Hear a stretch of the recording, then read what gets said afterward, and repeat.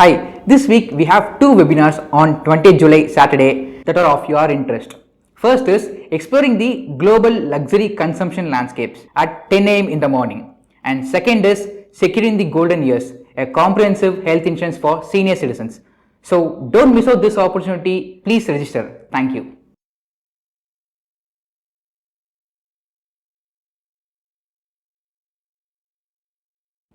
Asian Paints ஒரு gold standard கம்பெனிக்கும் சறுக்கல் வரும்.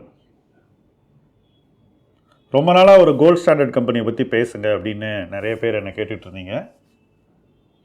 நானும் வெயிட் பண்ணிகிட்டு இருந்தேன் எந்த கம்பெனியை பற்றி பேசலாம் அப்படின்னு. ஏன்னா பேசுகிறது முக்கியம் இல்லை, பேசு பொருள் முக்கியம். எதை பற்றி பேசணுமோ அதை பற்றி தான் பேசணும்.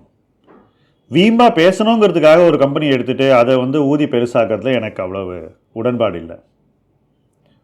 உண்மையிலேயே ஒர்த்தாக இருக்கிற விஷயத்தை பற்றி பேசினா தான் அது பேசுகிறதுக்கு மரியாதை.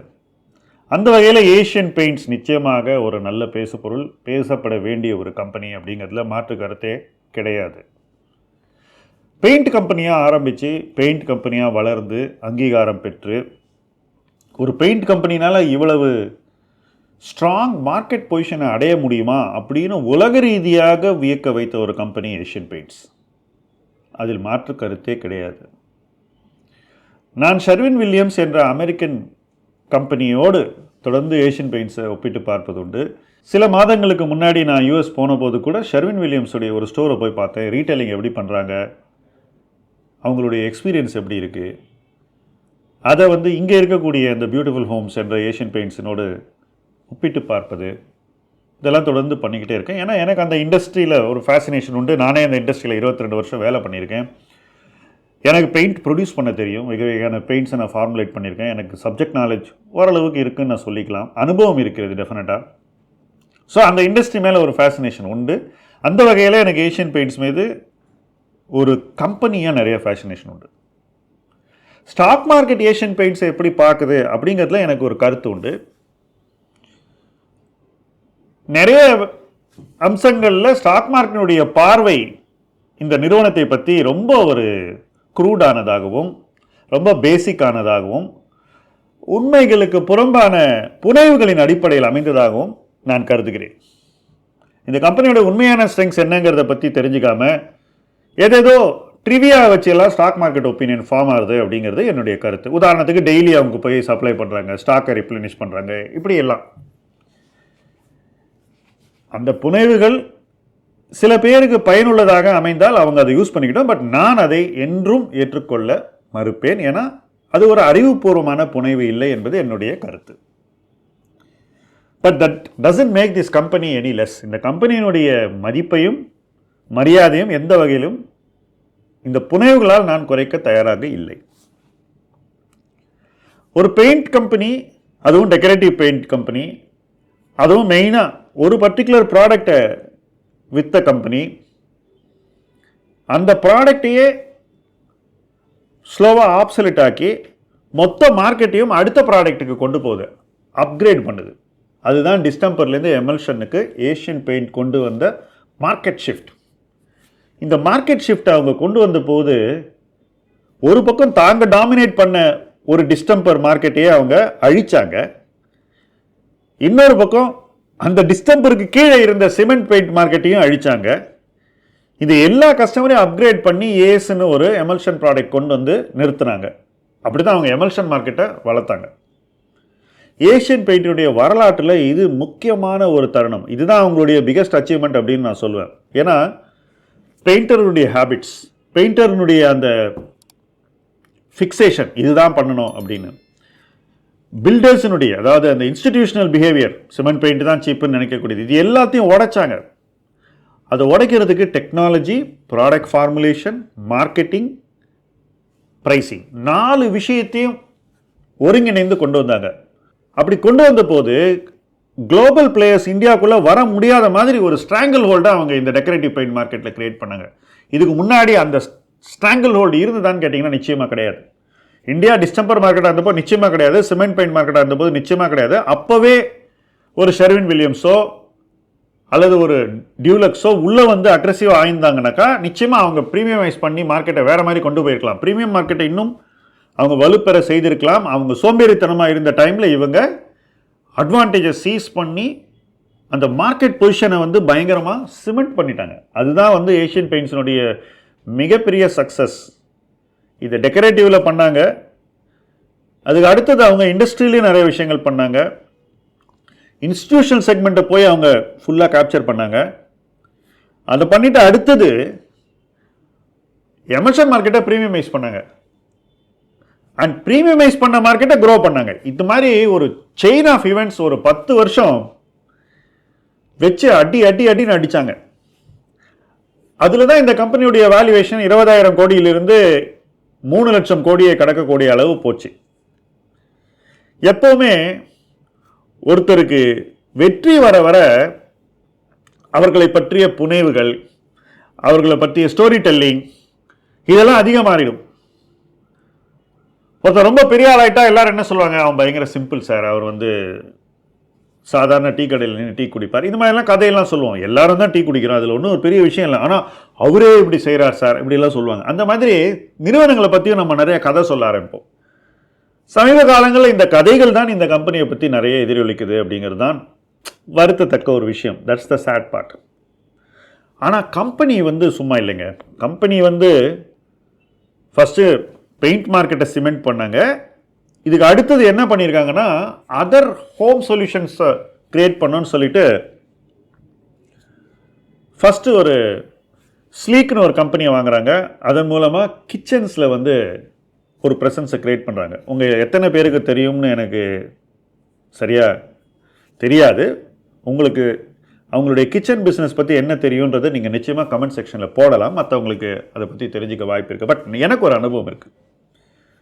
ஒரு 7-8 வருஷம் முன்னாடி நான் ஒரு ஹில் ஸ்டேஷனில் வீடு கட்டும்போது வேறு ஒரு சிட்டியில் போய், அதுவும் இட்ஸ் நாட் மெட்ராஸ், வேறு ஒரு ஊரில் போய் அவங்களுடைய அந்த கிச்சன் கான்செப்டை எப்படி இருக்குன்னு பார்த்தேன். அந்த இடத்துல ஆர்டர் கொடுத்தேன். அங்கேருந்து ஒரு 300 கிலோமீட்டர் தள்ளி இருக்கக்கூடிய ஒரு இடத்துக்கு அவங்க வந்து சர்வீஸ் கொடுத்து இன்ஸ்டால் பண்ணிட்டு போனாங்க. இன்னைக்கு கிட்டத்தட்ட 8 இயர்ஸ் ஆயிடுச்சு அவங்க இன்ஸ்டால் பண்ணி. இன்னை வரைக்கும் அதில் ஒரு சின்ன டிஃபெக்ட் கூட கிடையாது. ஏதாவது ஒரு ட்ரா சரியாக எதுவுமே கிடையாது. ஸோ அந்த ஹோம் சொல்யூஷன்ஸில் அவங்க வந்து அடைந்திருக்கக்கூடிய அந்த ஒரு எக்ஸ்பர்டீஸ், மார்க்கெட் ப்ரெசன்ஸ் வியக்கத்தக்கது. இதில் நிறைய போட்டி யாருன்னு பார்த்தீங்கன்னா அந்த ஹியூபேக், ஹெட்டிச், இந்த மாதிரி ஜெர்மன் கம்பெனிஸ் எல்லாம். ஆனால் இந்திய மார்க்கெட்டுக்கு எது சரி அப்படின்றத அவங்க ஓரளவு புரிஞ்சு வச்சுருக்காங்கன்னு நான் நினைக்கிறேன். அந்த அடிப்படையில் அவங்க இந்த இண்டஸ்ட்ரியில் ஒரு வின்னிங் ஹார்ஸாக தான் லாங் டிஸ்டன்ஸ் ஜேர்னியாக பண்ணுவாங்கன்றது என்னுடைய ஒரு கருத்து. ஸோ அந்த பிஸ்னஸை பில்ட் பண்ணியிருக்காங்க. அவங்க எவ்வளோ பணம் போட்டாங்க பார்த்தீங்கன்னா 40-50 கோடிக்கு மேலே போடலை. அடுத்தது இப்போ லேமினேட்ஸ்க்கு வராங்க. எலக்ட்ரிக்கல் கர்டன்ஸ் ப்ரொடியூஸ் பண்ண போகிறாங்க தமிழ்நாட்டில். தட்னா கர்டன் இறங்கும், பட்டன் ப்ரெஸ் பண்ணால் கர்டன் மூவ் ஆகும். இன்னும் நிறைய ப்ராடக்ட்ஸ், சிம்னிஸ், இது மாதிரி நிறைய ப்ராடக்ட்ஸ், வீட்டுக்கு தேவையான சொல்யூஷன்ஸ், ஹோம் சொல்யூஷன் பிஸ்னஸில் ஏஷியன் பெயிண்ட்ஸ் ஒரு நேஷ்னல் கம்பெனி ஆகிடும். இன்ஃபேக்ட் 5 இயர்ஸில் என்னை பொறுத்த வரைக்கும் ஏஷியன் பெயிண்ட்ஸில் home solutions will become a much bigger vertical than பெயிண்ட்ஸ்னு நான் எதிர்பார்க்குறேன். நான் 5 இயர்ஸ் சொல்கிறது 10 இயர்ஸ் ஆகலாம். I could be wrong in the time line அதுதான் எதிர்காலம். Paints is not the future அப்படிங்கிறது என்னுடைய கருத்து. எப்படி டைட்டனில் இன்னைக்கு ஜுவல்லரி இருக்குது, அதான் ஜுவல்லரி தான் பல்க் ஆஃப் த பிஸ்னஸ். ஒரு 20 இயர்ஸ் கழிச்சு ஜுவல்லரிக்கு காம்பீட் பண்ணுற மாதிரி ஒரு 7-8 பெரிய பிஸ்னஸ் வரும்னு சொன்னாக்கா 5 இயர்ஸ் பேக் எவ்வளோ பேர் நம்பியிருப்பாங்க? நாட் மெனி இல்லை. பட் அதை நடத்தி காட்டினால் நிச்சயமாக அது ஒரு பெரிய ஸ்டோரியாக அமையும். But it's a very very long shot, time ஆகும். Asian Paints is position towards that. அதுதான் வந்து உண்மை. கம்பெனியை பற்றின இந்த பொசிஷனிங் ஷிஃப்ட் வந்து நடக்கிறதுக்கே என்னை பொறுத்த மட்டும் 5 to 10 இயர்ஸ் ஆகும்னு நான் நினைக்கிறேன். ஆனால் அவங்க பண்ணிக்கிட்டே இருப்பாங்க பிஸ்னஸ். அண்ட் இன்னும் இந்த மாதிரி க்ரோத் ஓரியன்ட் பிஸ்னஸை வாங்கிறதுக்கு பெரிய பணம் தேவையில்லை. அவங்கள்ட்ட நிறைய பணம் இருக்குது. பணம் ஒரு பொருட்டே கிடையாது. பட் ஷேர் ஹோல்டர் எக்ஸ்பெக்டேஷனை ஒரு 70-80 PE இருக்கும்போது ஒரு கம்பெனி மீட் பண்ணுறதுக்கு சில அடிப்படை தேவைகள் இருக்குது. உதாரணத்துக்கு வேல்யூ growth ரெவென்யூவில் இருக்கணும், வால்யூம் growth இருக்கணும். இது ரெண்டும் இருந்தாக்கா இந்த கம்பெனி வளர்ந்துகிட்டு இருக்கு, மார்க்கெட் ஷேரை கெயின் பண்ணுதுன்னு நம்ம நம்புவோம். இன்றைக்கி ஏஷியன் பெயிண்ட்ஸுக்கு இந்த காலாண்டு ரிசல்ட்டை பார்க்கும்போது ஒரு குட் நியூஸ், வால்யூம் growth 7% இருக்குது, விச் இஸ் ரீசனபிள். ஆனால் வேல்யூவில் அடி வாங்கிட்டாங்க. இத்தனைக்கும் அவங்களுக்கு போட்டியாக வரக்கூடிய நிறுவனங்கள் இன்னும் ஆட்டத்தையே ஆரம்பிக்கலை. அவங்க ஆரம்பிக்கிறதுக்கு முன்னாடியே அவங்க ப்ரீஎம்டிவாக போய் நிறைய விலை குறைப்புகளை செய்திருக்கிறார்கள் என்பதுதான் உண்மை. ஆனால் அவங்க சொல்கிறது என்னென்னா இன்ஃப்ளேஷன் இருக்குது அதனால் அப்படின்னு. They are not giving the market a picture that ஆமாய்யா நான் தான் விலையை குறைச்சேன், எனக்கு என் காம்படிட்டரை பார்த்தா கொஞ்சம் தயக்கமோ பயமோ இருக்குதுன்னு சொல்ல அவங்களுக்கு மனமில்லை. அதனால் மார்க்கெட் ஃபேக்டர்ஸை ப்ளேம் பண்ணி அதனால தான் மார்ஜின் குறைஞ்சிருக்கு அப்படின்னு சொல்கிறாங்க. ஸோ நான் சொன்னதுபடி வால்யூம் growth இருக்குது, வேல்யூ growth இல்லை. வேல்யூ growth ஏன் இல்லைன்னு பார்த்தீங்கன்னா அவங்க விலையை குறைச்சிருக்காங்க. விலையை குறைச்சனால என்ன ஆச்சுன்னா அவங்க மார்ஜின் வெகுவாக கணிசமாக குறைந்திருக்கிறது. கணிசமாக மார்ஜின் குறைந்ததுனால அவங்க ப்ராஃபிட்டும் குறைஞ்சிருக்கு. சரி, இது ஒரு குவார்டர் ஃபினாமினா அப்படின்னு கேட்டிங்கன்னா என்னை பொறுத்த வரைக்கும் இருக்காது என்று நான் உறுதியாக நம்புகிறேன். காம்படிட்டிவ் இன்டென்சிட்டி அப்படின்னு ஒரு டேர்ம் இருக்குது. அதன் அர்த்தம் என்னவென்றால் ஒரு தொழிலில் இருக்கக்கூடிய போட்டியாளர்கள் அந்த போட்டியின் அழுத்தத்தை எப்படி அதிகரிக்கப் போகிறார்கள் அல்லது குறைக்கப் போகிறார்கள் அப்படிங்கிறது தான் காம்படிட்டிவ் இன்டென்சிட்டியினுடைய ஒரு வெளிப்பாடு. அதிகரித்தால் காம்படிட்டிவ் இன்டென்சிட்டி அதிகரிக்கும். அவங்க அதிகம் போட்டி போடாமல் அப்படி ஜென்டிலாக லைட்டாக இருந்தாங்கன்னாக்கா காம்படிட்டிவ் இன்டென்சிட்டி குறையும். பொதுவாக காற்றல் முறையில் நடக்கக்கூடிய தொழில்களில் காம்படிட்டிவ் இன்டென்சிட்டி குறைவாக இருக்கும். ஆனால் எப்படியாவது இன்னொருத்தரோட மார்க்கெட் ஷேர் எடுக்கணும், அவன் இடத்த நான் பிடிக்கணும் ஒருத்தர் நினைக்கும் போது காம்படிட்டிவ் இன்டென்சிட்டி கூடிவிடும். இன்றைக்கி பெயிண்ட் இண்டஸ்ட்ரியில் காம்படிட்டிவ் இன்டென்சிட்டி வரலாற்றில் இல்லாத அளவு அதிகமாக இருக்கிறது. இதான் நான் என்னுடைய லைஃப்பில் பிறந்ததுலேருந்து பார்த்துட்டு இருக்கேன். இந்த இண்டஸ்ட்ரியை நான் பார்த்ததில் இன்றைக்கி இருக்கக்கூடிய competitive industry is the highest அப்படின்னு நான் உறுதியாக சொல்லுவேன். ஏன்னா பெரிய பெரிய ஆட்கள் பெரிய பெரிய பணத்தை போட்டு இந்த மார்க்கெட்டில் இடத்த பிடிக்கணும்னு வர்றாங்க. உதாரணத்துக்கு பிர்லா 5000 கோடி போட போகிறாரு, ஜேஎஸ்டபிள்யூ பெயிண்ட்ஸும் ஒரு 2-3000 கோடி போடுவாங்க. இந்த மாதிரியான ஒரு பணத்தை போட்டு மார்க்கெட் ஷேரை பிடிக்கணும்னு இது வரைக்கும் வரலாற்றில் இந்த இண்டஸ்ட்ரியில் யாருமே ட்ரை பண்ணதில்லை, இந்தியன் ஹிஸ்ட்ரியிலே கிடையாது. அப்படி ஒரு இன்டென்சிட்டி வரும்போது அதனால் ஏதாவது ஒரு பாதிப்பு லீடருக்கு வரத்தானே செய்யும். அவங்க ஏதாவது ஒரு ரியாக்ஷன் பண்ணி தானே ஆகணும். தங்க இடத்த அவங்க தக்க வச்சுக்கிறதுக்கு ஏதாவது செய்யணும். இல்லைனா அவங்களும் பழைய டியூலக்ஸ் மாதிரி மெத்தனமாக இருக்கலாம். அவங்க டியூலக்ஸ் மாதிரி மெத்தனமாக இருந்தால் இன்னொருத்தர் அந்த இடத்த பிடிச்சிட்டு போயிடுவாங்க. எப்படி இவங்க ஒரு இடத்த பிடிச்சாங்களோ இவங்க இடத்த இன்னொருத்தர் பிடிச்சிட்டு போயிடுவாங்க. ஏஷியன் பெயிண்ட்ஸ் அப்படி செய்யவில்லை என்பதுதான் என்னுடைய கணிப்பு. அவங்க காம்ப்ளசண்ட்டாலாம் இல்லை, பயங்கர ரியாக்டிவாக இருக்காங்க, பயங்கர அக்ரஸிவாக இருக்காங்க. இன்னொருத்தர் தங்க இடத்த பிடிக்கக்கூடாதுங்கிறதுல ரொம்ப கவனமாக இருக்காங்க. அதுக்காக அவங்க இழக்கக்கூடிய மார்ஜின் கணிசமாகத்தான் இருந்திருக்கிறது. இந்த மார்ஜின் இழப்பு தொடரும் என்பது என்னுடைய கணிப்பு. இன்னும் அதிகரிக்குமா என்று கேட்டால் இன்னொருத்தர் என்ன பண்ணுறாங்கிறத பொறுத்திருக்காங்க. அவன் இன்னும் ஃபர்தர் குறைச்சி விட்டானா இவங்க இன்னும் குறைக்க வேண்டியிருக்கும். ஸோ இந்த ஆட்டமே மாறிவிட்டது அப்படிங்கிறது தான் உண்மை. அப்போ ஏன் சார் இதை போய் கோல்ட் ஸ்டாண்டர்ட் கம்பெனின்னு பேசுகிறீங்க அப்படின்னு நீங்கள் கேட்கலாம். இதுக்கு ஒரு ஆன்சர் இருக்குது. நீங்கள் எல்லாருமே மாருதியை ஒரு 80-90% மார்க்கெட் ஷேர் உள்ள கம்பெனியாக பார்த்துருக்கீங்க. இன்றைக்கி மாருதியோட மார்க்கெட் ஷேர் 50% இருக்குது. ஒரு நிறுவனமாக மாருதியினுடைய முக்கியத்துவம் இன்று குறைந்து விட்டதா என்ற கேள்வியை நீங்கள் எழுப்ப வேண்டும். மார்க்கெட் ஷேர் இவ்வளோ குறைஞ்சிருக்கே, அப்போ அவுட்டா சார் மாருதி அப்படின்னு நீங்கள் கேட்கலாம். அங்கே தான் உங்களுக்கு ஆன்சர் கிடைக்கும். மாருதியினுடைய எண்ணிக்கை அளவிலான மார்க்கெட் ஷேர் குறைஞ்சிருக்கே தவிர அவங்க எந்தெந்த வண்டியை விற்றா அதிக லாபம் கிடைக்குமோ அந்த செக்மெண்ட்டில் மார்க்கெட் ஷேரை அதிகம் பிடிச்சிருக்காங்க. அந்த செக்மெண்ட்டில் அவங்க ரொம்ப ஸ்ட்ராங்காக இருக்காங்க. 3 வண்டி விற்று வர்ற லாபத்தை இன்றைக்கி ஒரு வண்டி விற்று அவங்களால அடைய முடியுது. அதனால் அவங்க மார்க்கெட் ப்ரெசன்ஸில் மார்க்கெட் மைண்ட் ஷேரில் பிகர் கஸ்டமர்ஸ் எமர்ஜிங் கஸ்டமர்ஸ்னுடைய கன்சியூமர் சைக்கிளில் இடத்த வலிமையாக்கியிருக்காங்க அப்படிங்கிறது தான் உண்மை. ஏன்னா அவங்க பண்ணியிருக்க சின்ன காரை இன்றைக்கி எஸ்யூவி விற்கிறாங்க. கிட்டத்தட்ட இது போன்ற ஒரு நகர்வை நோக்கித்தான் ஏஷியன் பெயிண்ட்ஸ் பயணிக்கும் என்று நான் நினைக்கிறேன். அப்போது entry level products, mass products இதிலெல்லாம் அவங்கனால அவங்க இடத்த இன்னைக்கு இருக்கிற லெவலில் தக்க வைத்து கொள்ள முடியாது அல்லது அப்படி அவங்க தக்க வச்சுக்க ட்ரை பண்ணால் மார்ஜின் இல்லாத வியாபாரம் பண்ணணும் அப்படிங்கிறது தான் என்னுடைய கணிப்பு. பட் பெட்டர் ப்ராடக்ட்ஸை லான்ச் பண்ணி better priced products, premiumised products, luxury products, இந்த மாதிரி விஷயங்களில் அவங்க வந்து இம்பேக்டை கிரியேட் பண்ண வாய்ப்பு இருக்குது. அதுக்கான பிராண்ட் பவர் அவங்கள்ட்ட இருக்குதுன்னு நான் நினைக்கிறேன். அந்த வகையில் தான் நான் ஏஷியன் பெயிண்ட்ஸையும் மாருதியும் நான் பொருத்தி பேசுகிறேன். பட் இது ஒரு நாளில், ஒரு குவார்ட்டரில், ஒரு வருஷத்தில் நடக்க போகிற ஒரு விஷயம் இல்லை. It's a very long shot. இப்போ தான் ஆட்டமே ஆரம்பிக்குது. காளி என்ன ஆட்டம் போட போகிறாங்கிறத நம்ம பொறுத்துன்னு தான் பார்க்கணும். பட் அதை செய்யக்கூடிய கேப்பபிலிட்டி இந்த கம்பெனிக்கு இருக்குது. இந்த கம்பெனிக்கு தான் இண்டஸ்ட்ரியில் இருக்குதுன்னு நான் உறுதியாக சொல்லுவேன். ஸோ அந்த இதில் எந்த மாற்று கருத்தும் எனக்கு கிடையாது. பட் நம்மளுடைய உளவியல் எப்படி இருக்குது? ரிசல்ட் வந்தது, ஷேர் 5% இறங்கியிருக்கு, உடனே போய் வாங்கலாமா, சீப்பா சார், இப்படி ஒரு 100 பேர் வந்து கேட்பாங்க. அந்த அவசர கொடுக்கைகளுக்கெல்லாம் பொருத்தமான விடையே நம்ம சொல்ல முடியாது. ஏன்னா அவசர கொடுக்கைத்தனத்துக்கு ஒரு விலை இருக்குது. அந்த விலையை அவங்க தான் கொடுக்கணும். நம்ம எந்த விடையை சொன்னாலும் அந்த விடை வந்து அவங்க விலையை கொடுக்க போகிறத தடுக்க போகிறது இல்லை. இந்த மாதிரி ஒரு லாங் சஸ்டெயின்டு சேலஞ்சிங் கேம் நிச்சயமாக நிறுவன மதிப்பில் அழுத்தத்தை கொடுக்கும்.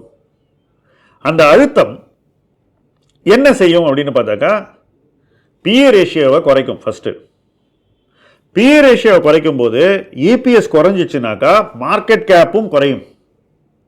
ஸோ இன்றைக்கி இருக்கக்கூடிய 2,80,000 crore மார்க்கெட் கேப் அப்படிங்கிறது ஸ்க்ரீனரில் பார்க்கும்போது ஸ்டாக் பிஇ 55.1ன்னு காட்டுது. அடுத்த குவார்ட்டரும் இபிஎஸ் குறைஞ்சதுன்னா ஒரு 2-3 குவார்ட்டர் இபிஎஸ் குறைஞ்சாக்கா இதே ஸ்டாக் ப்ரைஸ் இருந்தால் கூட பிஇ என்னாகும்? மேலே போயிடும். ஃபாலிங் எபிட்டுக்கும் ஃபாலிங் இபிஎஸ்க்கும் ரைசிங் பிஇ நிச்சயமாக நியாயப்படுத்த முடியாத ஒரு ட்ரெண்டு. அந்த ட்ரெண்டு எதனால் வருதுன்னா, இந்த மாதிரி டிப்பை வாங்குறேன் அப்படின்னு அலையக்கூடியவர்கள், ஸ்டாக் சிப் பண்ணுறேன்னு அலையக்கூடியவர்கள், இது போன்ற நபர்களால் உருவாக்கப்படுகிறது. அதே போல் இந்த ஷேரை எந்த விலையில் வாங்கலாம்னு சொல்கிறவனும் இதுக்கு ஒரு காரணம். பட் இந்த மாதிரியான ஒரு காலச்சூழல், இந்த மாதிரியான ஒரு போட்டிச்சூழல், இது மாதிரி பிஹேவியருக்கு என்ன மாதிரியான பனிஷ்மெண்ட்டை கொடுக்குன்றது நீங்கள் அனுபவித்து பார்த்து தெரிந்து கொள்ள வேண்டும். இதை பற்றி நான் வந்து ப்ரெடிக்ஷன் பண்ணாக்கா நான் ஏதோ அதை விரும்புகிறேன்ற மாதிரி நிறைய பேர் திங்க் பண்ணக்கூடும். நான் I don't want to say anything, just see and learn what it is. But இதையெல்லாம் கடந்து இந்த கம்பெனி ஒரு கோல்ட் ஸ்டாண்டர்ட் கம்பெனின்னு நான் சொல்லுவேன். Valuation has to be right when you buy a gold standard company. இப்போ நான் வந்து பஜாஜ் ஆட்டோவை 3,500 4,000 இருக்கும்போது வீடியோ போட்டு அதை பற்றி பேசினேன். அன்றைக்கி இருந்த வேல்யூவேஷன் என்னன்றதை பாருங்கள், இன்றைக்கி என்ன வேல்யூவேஷன் இருக்குன்னு பாருங்கள். 3 மடங்கு போயிடுச்சு. 9,000 பேசுகிற பேச்சும் 3,000 பேசுகிற பேச்சும் ஒரே பேச்சாக இருக்கக்கூடாதுங்கிறது என்னுடைய கணிப்பு. அதுதான் நியாயம், அதுதான் சரி. அதே போல் இன்றைக்கி ஹை பியில் இருக்கிற ஏஷியன் பெயிண்ட்ஸை பற்றி, ஒரு அட்ராக்டிவ் பியில் இருக்கிற ஏஷியன் பெயிண்ட்ஸை பற்றி பேசக்கூடிய வகையில் நான் பேசக்கூடாது. நீங்களும் அதை அப்படி பார்க்கக்கூடாதுங்கிறது தான் என்னுடைய கருத்து. ஸோ இன்றைக்கி இருக்கக்கூடிய சூழலை, இன்றைக்கி இருக்கக்கூடிய கள நிலவரம், இன்றைக்கி இருக்கக்கூடிய போட்டித்தன்மை, இதையெல்லாம் வச்சு நீங்கள் பாருங்கள். இன்றைக்கி இருக்கக்கூடிய அந்த earnings down trend, EBITDA down trend, margin down ட்ரெண்டை வச்சு நீங்கள் எடை போடணும். அப்படி எடை போட்டிங்கன்னா என்ன ஆகுனா, உங்களுக்கே ஒரு மாடரேட்டான ஒரு அளவீடு கிடைக்கும். மார்க்கெட் தர அளவீடு நீங்கள் கண்மூடித்தனமாக ஏற்றுக்கொள்ள மாட்டீர்கள். அப்போ உங்களுடைய முதலீட்டு முடிவுகளும் நிதானமான முடிவுகளாகவும் முதிர்வான முடிவுகளாகவும் காலத்தை வெல்லக்கூடிய முடிவுகளாகவும் அமையும். அப்படிப்பட்ட முடிவுகளை எடுப்பது எப்படி என்று அறிந்து அப்படிப்பட்ட முடிவுகளை எடுத்து நம்முடைய முதலீட்டு பயணத்தில் இணைந்து பயணிப்போம். முதலீட்டு களம் உங்கள் களம். நன்றி.